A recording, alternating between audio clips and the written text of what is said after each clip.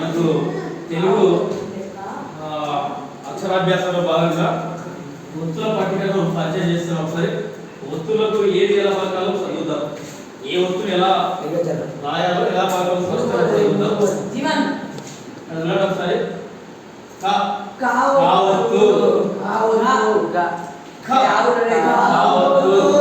ఇక్కడ తేడా ఏంటంటే మొదటి కాలు కానీ రెండో కాలు కానీ ఒత్తి పలకాలంటే దాన్ని గొంతు లోపల నుంచి పలకడం. మొదటిదేమో పెదం పైనుంచి పలకడం. ఇది లోపల నుంచి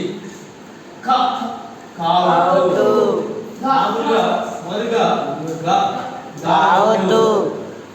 రెండవది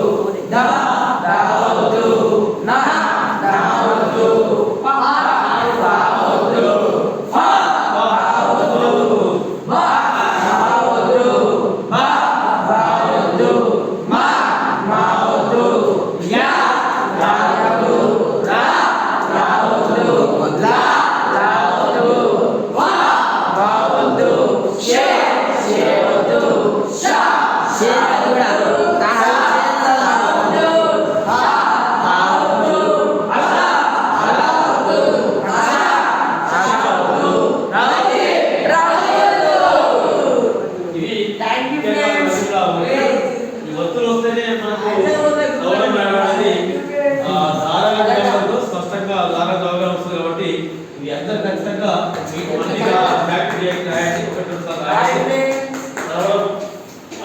చదవడం ద్వారా ఈ ఒత్తులు మనం మర్చిపోకుండా ఖచ్చితంగా గుర్తుపెట్టుకోగలుగుతాం.